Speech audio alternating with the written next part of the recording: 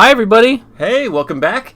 We are talking about another art walkthrough. Yes, and it is Thanksgiving Day, so happy Thanksgiving, everybody. Yeah, happy Thanksgiving. If you hear a lot of background noise, it is my mom and my brother upstairs cooking, and my wife. And so we're just kind of, me and Brian escaped. Yes, we escaped for a short time to do this video. So we thought, what would be a good art walkthrough to do today on Thanksgiving? So we decided we would revisit the Deadly Spores. Yes, the Deadly Spores painting. And so here's me with the drawing that's been taped down to my board, adding various colors in a green and blue, kind of a green and blue color theme here, which gives the Deadly Spores an extra sickness vibe to them. Yes. What are you putting this down with? Is a sponge? Yes, I'm using a sponge, and then I'm drying it with the hairdryer, and I'm letting it bleed a little bit. I'm using a lot of water, so it has this kind of misty look to it.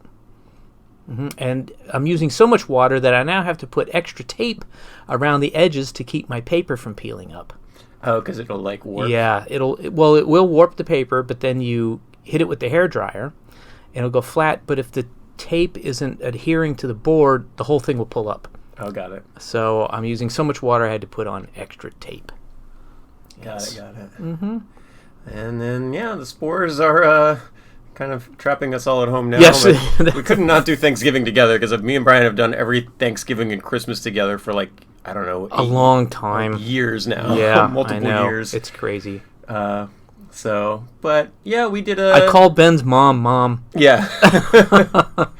Called my wife mom today. Yeah, I called because I had a baby on Sunday. That's right. Ben is a dad now. Yeah, as of the last 4 days. So I have a 4-day-old kid upstairs. So yes, now I have a hairdryer under my desk because I can turn that on and it keeps the baby from waking up because he likes the sound of it. Do you want to tell everybody your baby's name, Ben? Yeah, I named the baby Brian.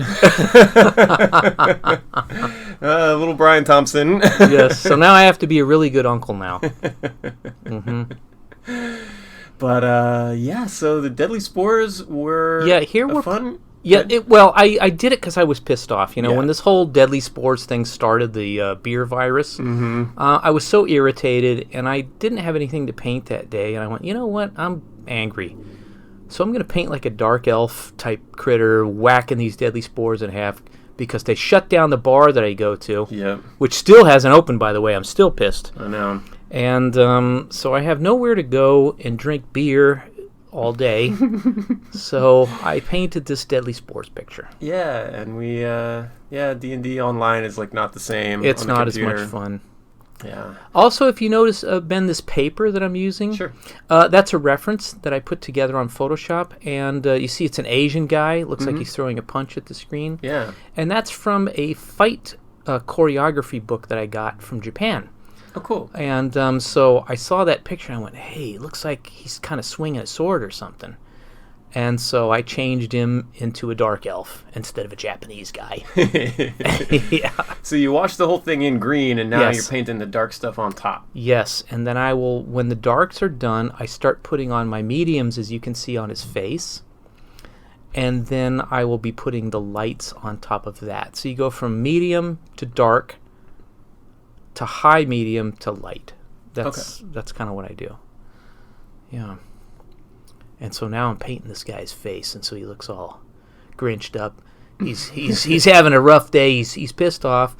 So he wants to cut these Deadly Spores in half because the bar shut down where he's drinking beer, and he just is in a bad mood. His Underdark bar. Yeah, we came up with some cool stuff for these spores. They were kind of these floaty, disease poisony. I think you call them disease balls. Disease balls, floating disease balls. Yeah.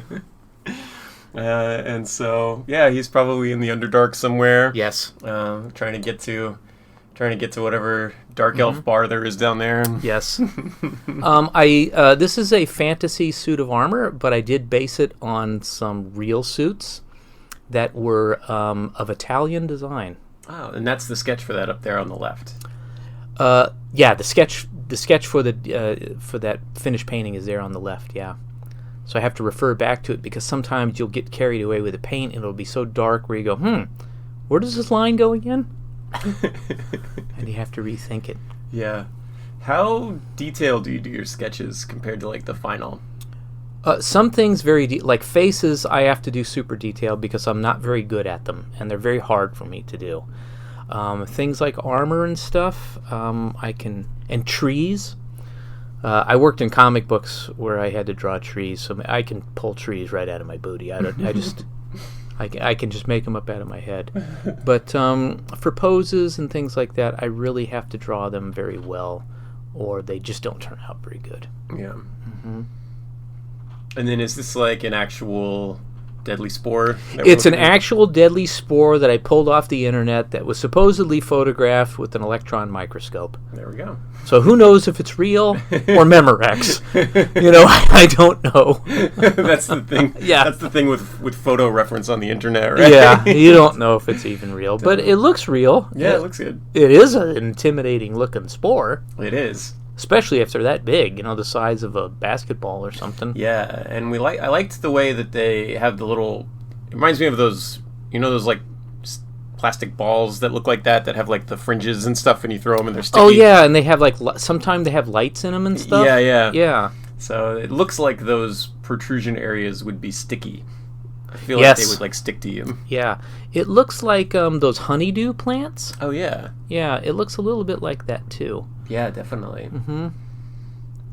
So yeah, the disease balls are being rendered now, and then I'll go and I'll touch up the edges of things too. You see how everything's looking very misty?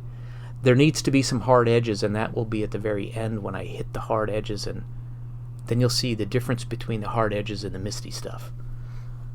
And I got my hand over my chin because I'm just like, oh my gosh, please Lord, let this turn out to be okay because I'm having a rough time painting this dang thing. Right. I was like, you look mad. Yeah, usually artwork actually for me is very difficult, so I'm usually kind of irritated when I'm painting. Yeah. And then you solve that irritation by going to the bar across the street, which you can't go to, so now you're extra mad when you're painting. Yeah, now I'm extra angry. I like that because I have that with writing where it's like halfway through writing something I'm just like, this sucks. This is gonna suck forever. Like I don't like this. I hope this is actually something when it's done. So it's kind of nice to know that. I feel like it's even probably more with art because look, in doing these together with you, sometimes we're halfway through the video and it doesn't look like it's gonna be anything, and then you just get the edges on there and it's a masterpiece. But well, I wouldn't use the term masterpiece. Let's not get carried away. But it does turn out good. How did you get the little explosion of disease ball energy popping out of that thing? That's usually with the toothbrush. You'll dip it in paint and spray it on with your thumb. Oh, okay. And it's a fun technique. I learned it in art school. One very famous artist out there, a guy named Jeff Watts, who's a real brilliant guy. He told me, Brian, don't use cheap theatrics. That's what he called it. Now, I'm going to disagree with you because on fantasy stuff like this, Jeff, works really, really good. That toothbrush technique. I dare you to paint something that looks that great with that regular paintbrush. It ain't going to work. So sometimes you need to use cheap theatrics. And now I'm putting on highlights and rim lighting.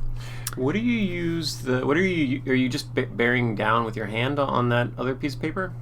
I'm just using it so that my hand won't drag through any paint. Oh, got it. Yeah, and smear it, guys, because I'm guilty of that. It's not helping you with straight lines or anything. Though. No. I'll use a ruler for that. And we're getting to the end here where I'm touching up edges and making it all come together. And this seems like the slowest part where you just gotta like detail in everything, but it's cool how it makes everything just pop out. Yes, at the very last, sometimes you won't even notice anything until you put that last little spark in their eye or a little glint on the end of the sword that'll really make that painting. Yeah.